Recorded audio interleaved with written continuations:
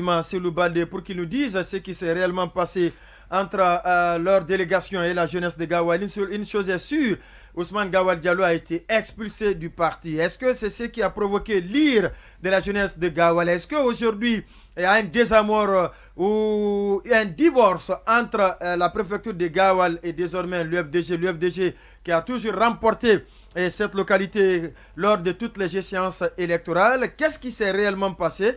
Selou Baldé va tout à l'heure nous expliquer sur la Monument Sissi. Oui, et voilà, et c'est vrai que quand j'ai lu la réaction de Selou Baldé, et peut-être on va l'entendre tout à l'heure, ouais. Contre Ousmane Gawal, et je me souviens ce que les deux disaient d'Alpha Condé dans les temps, les drogués. Le terme c'est devenu un générique, c'est mémorisé, et chaque fois qu'il y a quelque chose, même si on n'est pas présent, et donc c'est dire que c'est on accuse les drogués. Ouais, on accuse l'adversaire, on accuse, on pense que c'est instrumentalisé. Donc les gens ne peuvent plus agir de leur propre chef. Oui. Voilà, donc non, les gens ne peuvent plus agir de leur propre chef. Il faut qu'ils soient instrumentalisés. C'est malheureusement ça aujourd'hui en Guinée, parce que dès qu'il se passe quelque chose, on pense que c'est sans connaître la preuve de l'instrumentalisation. Je n'ai pas dit que ce qui s'est passé à Gawal n'est pas de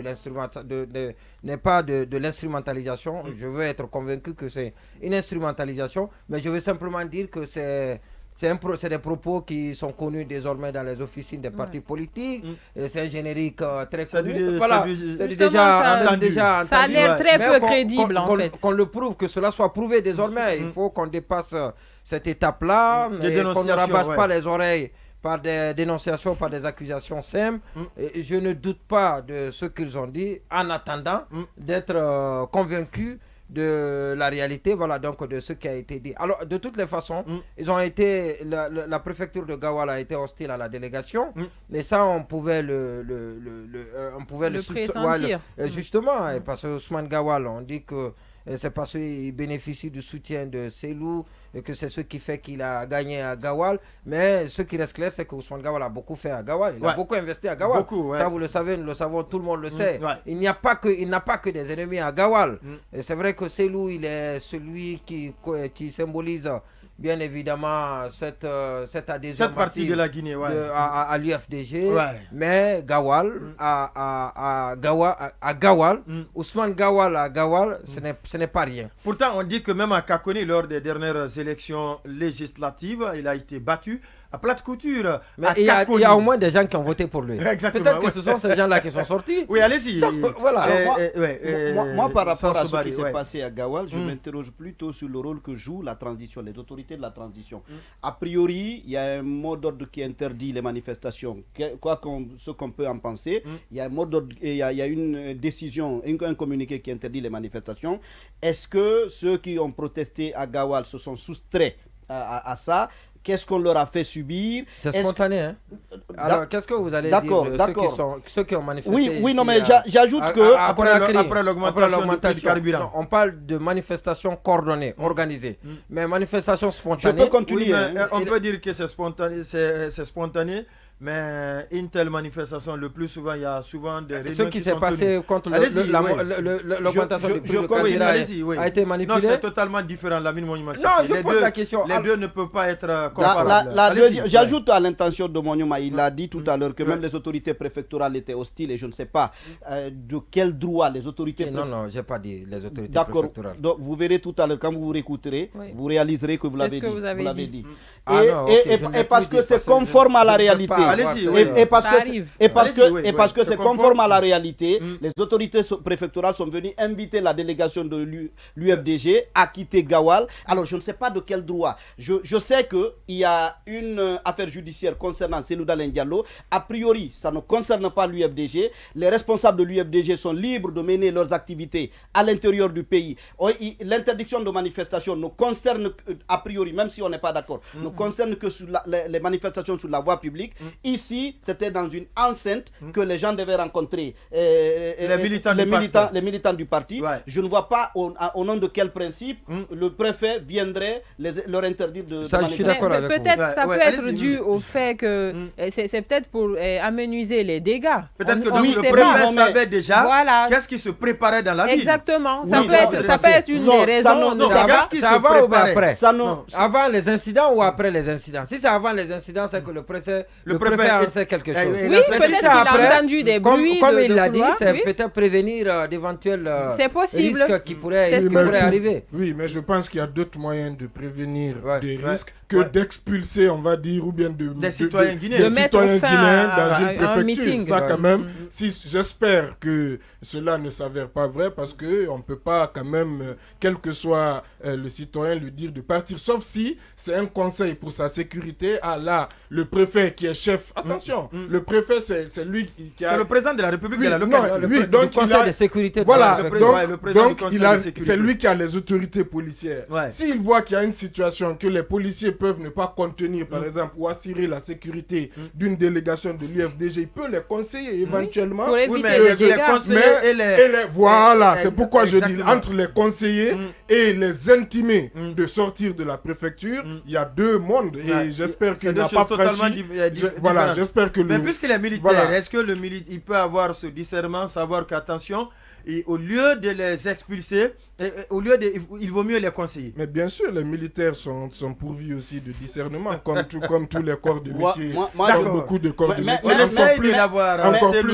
Mais moi, sur la question sur Gawal, ce que je vous ai dit déjà, c'est d'éviter les mots, de faire attention à cette surenchère verbale. Voilà, on va partir sur le terrain, puisqu'il est déjà en ligne. Lui-même, il nous a dit qu'il était entre Télémélé et une autre préfecture. Il ne faut pas que les dieux de la communication ou du réseau ne soient pas avec nous. C'est Lou Baldé, bonsoir. Allô, bonsoir, monsieur Baldé. C'est Lou Baldé, bonsoir. Allô? Oui, monsieur Baldé, bonsoir. Oui, bonsoir. Merci d'avoir accepté donc notre invitation. Merci, mais la voix est interne. Est-ce qu'il n'a pas un poste à côté? Est-ce que vous n'avez pas un poste récepteur? Est-ce que vous nous recevez là où vous êtes maintenant? Allô? Les opérateurs téléphoniques sont interpellés. Non, pas les opérateurs de téléphonie, c'est plutôt l'ARPT qui est interpellé. Allô? Vous nous recevez, monsieur Baldé? Les drogués. Allô? Malheureusement, le réseau s'est dégradé avec Selou Baldé, le responsable des fédérations au niveau de l'Union des forces démocratiques de Guinée, UFDG en abrégé. On voudrait le faire réagir sur ce qui s'est réellement passé du côté de Gawal. Malheureusement, certainement on va revenir avec lui dans nos prochaines émissions, mais on peut s'intéresser quand même à ce communiqué de la CEDEAO qui réplique, en tout cas qui répond à la junte malienne qui, à travers un décret pris par le président de la transition, fixe Lamine Mohamed Sissé Boubacar Sansobari la durée de la transition à 24 mois à partir du mois de mars prochain. Oui, et je vous dis très honnêtement ce que je pense de ce décret du président Assimi Goïta. Je l'assimile à une provocation. Oui, je l'assimile à... Comme qu'on n'a plus le droit d'administrer son pays, ça c'est un problème. Hein? Lamine Mohamed Sissé. Je peux continuer? Oui, allez-y. Oui, mais n'oubliez jamais que ce n'est pas un régime normal. Hein? C'est un coup d'État. Oui, d'accord. Voilà. Ok, allez-y. Alors, souvent, vous oubliez cela. Je dis que, vous savez, jusqu'à hier, j'étais hésitant, puisque jusqu'ici, aucun document officiel n'avait été rendu public pour dire qu'il y avait une espèce d'accord autour de 18 mois. Exactement. Mais à partir du communiqué de la CEDEAO disant qu'elle a été surprise par le décret, je me rends compte que probablement ce n'était pas un accord, c'était probablement pas autour des 24 mois que l'accord aurait pu se nouer. Et puisque le sommet de la CEDEAO vient de s'achever, le 24, jusqu'ici, on disait qu'on est proche d'un accord. Et qu'au lendemain de tout ça... On avait même dit que toutes les conclusions vont être reçues à partir du 3 juillet. Exactement. Lors du sommet ordinaire. Et en fait, tout le monde se disait, on l'a reporté, mais qu'a priori, le 3 juillet, on devrait pouvoir trouver un accord et commencer à lever les sanctions contre le Mali. Malheureusement, les autorités de la transition prennent le dessus de manière anticipée, décident comme pour dire que ce sera 24 mois et pas autre chose. C'est comme une espèce de baroud d'honneur qu'on renvoie à la CEDEAO. Et moi, je dis que c'est aussi... je ne sais pas si les autorités de la transition malienne comprennent ce à quoi ça renvoie. Parce que ça revient à ne pas du tout prendre en compte les préoccupations des citoyens maliens. Parce que les sanctions nous font absolument pas mal aux autorités. Les autorités s'en sortent bien. C'est pas les autorités qui subissent. Qui achètent les produits sur le marché à prix d'or. C'est pas eux qui ont... ils sont dotés. Voilà, exactement. Ils sont servis. S'arc-bouter comme ça plutôt sur un plateau d'or. S'arc-bouter comme ça autour de 24 mois et ne pas chercher à trouver un accord. Je trouve que c'est manquer de pitié, c'est n'avoir aucune estime pour ses compatriotes. De la part de ceux qui disent défendre le Mali, c'est plutôt surprenant à mes yeux. Oui, Massouma Sogé. Merci. Non, moi j'ai une lecture assez différente. Moi je me dis plutôt que c'est une tentative. Peut-être que dans leur négociation, comme Sanso l'a dit, le délai sur lequel ils sont en train de s'accorder est moins que 24 mois, mais ils tentent quand même, parce que c'est ce qu'ils souhaiteraient peut-être au minima. Ça c'est propre aux syndicalistes, oui, mais moi je ne vois pas de provocation dedans. C'est peut-être une tentative, après ça ne veut pas dire que... Quand un président décide avec un décret comme ça... Mais n'oubliez pas que la première fois c'était 5 ans. On est là maintenant, ils descendent à 24 mois. Pour moi, ce n'est pas figé, ça peut changer d'un moment à un autre. Oui, Baïla, oui, exactement, je suis d'accord avec moi. De toute façon, tout ceci s'inscrit dans un processus aussi de négociation. Et les autorités de la transition malienne, Sanso dit qu'effectivement, eux, ils ne subissent pas, ils n'achètent pas, mais j'imagine qu'ils ont quand même le souci du bien-être de leurs compatriotes. Non, ça c'est vous qui le dites. Ils n'en ont pas. Non, si, ils en ont. Parce que moi, ils en ont. Non, ils n'en ont pas. Si, ils en ont. La preuve, c'est qu'ils président destinée de leur pays. De leur pays. Les premiers qui sont ils sont les principaux bénéficiaires. Ce qui est important, c'est que peut-être eux, justement, ils ont une vue aussi à long terme. Ils ne voient pas aujourd'hui, comme on appelle la situation actuelle. Ils ont dans l'idée de faire, de sortir pour de bon de des questions de transition. Et aussi, je termine aussi par une chose. En 30 secondes, je termine aussi pour dire que la CEDEAO aussi, si vous voyez qu'elle n'a pas pris directement les sanctions qu'elle a reportées, c'est qu'elle remet aussi en cause le fait qu'elle ait adopté l'idéologie occidentale des sanctions qui par ailleurs n'a pas forcément fonctionné dans tous les pays, on les a vus en Iran, en Corée du Nord. On n'en a pas sanctionné. Non, le problème c'est que ces sanctions économiques, aujourd'hui il y a des États même qui considèrent, qui ont vu qu'elles sont contre-productives, qu'elles arrivent déjà au contraire. C'est quand vous dites idéologie occidentale des sanctions. Les sanctions, comme ça de sanctionner pays, les sanctions économiques, ces dernières années, ça a été utilisé partout, en Russie, en Iran, en Corée du Nord, à Cuba, et on sait ce que ça donne. L'Afrique traditionnelle a eu ses régimes de sanctions. Si ça se peut me permettre, parce que c'est en grande partie destiné à lui. Oui, à l'entendre parler, j'ai eu l'impression d'écouter ceux qui soutiennent leur position et ceux qui sont contre le fait que le Mali a décidé de s'affranchir d'une certaine dépendance. Et voilà, donc quand il dit que le Mali n'entend pas, les autorités maliennes n'entendent pas les préoccupations de ces populations, je veux lui dire que tellement que les autorités maliennes de cette transition entendent les préoccupations, la production locale a doublé. Et ça, c'est une information que je vous donne depuis l'avènement de la junte. Depuis l'avènement de la junte. Et la production cotonnière a fait du Mali, le coton notamment, le Mali a conforté sa place de leader. À travers le port le Mali est autosuffisant alimentairement exporté. Non, c'est ce que je veux dire. Disons-nous. Ça ne se fait pas du jour au lendemain. Voilà. Et ça veut dire qu'il y a des choses qu'on achète.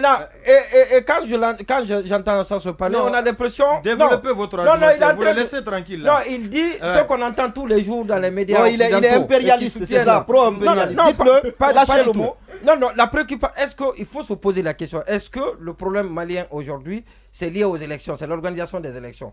On en a tellement organisé le problème au Mali et tout le Sahel. Heureusement, on a un grand diplomate ici. On aura l'occasion d'en parler tout à l'heure. C'est la sécurité. C'est la sécurité. Un point bas. L'élection peut apporter la sécurité. L'élection peut apporter la sécurité. Ce n'est pas contradictoire. Il y a eu 4 élections au Mali. Il y en a eu assez, mais malheureusement, au contraire. Qui a enregistré le plus de coups d'État. Ah, justement, parce que ça n'a jamais marché. Au contraire. Et donc, on a pensé qu'après les élections, les choses allaient marcher pour le meilleur. Et malheureusement, les choses ont marché à l'envers. Et puis, depuis 5 ans, je suis d'accord avec les autres que c'est déjà... 24 mois, c'est négociable. Oui, mais bien évidemment, on était à 5 ans. Alors, ils sont descendus à 24 mois. À 2 ans. Et on leur dit non, il ne faut pas le faire. Et puis, l'autre chose, tellement que le vice est un peu dans le dictat des marionnettes qui sont en train d'imposer une vision d'ailleurs au Mali, c'est de demander de changer, de constituer un gouvernement d'union nationale. On ne veut pas du Premier ministre parce que le Premier ministre a répondu à la France, à l'Occident. Donc on ne veut de personne. Comment on ne peut pas dire qu'il faut nous ramener un président il est belliciste. Et donc on dit non, maintenez le président, mais composer un gouvernement d'union nationale. On ne veut pas du Premier ministre et ramener à avoir une élection au plus tard...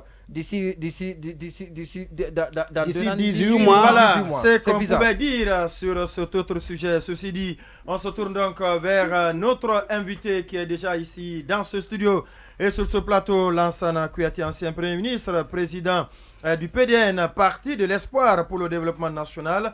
Son tout premier passage en présentiel.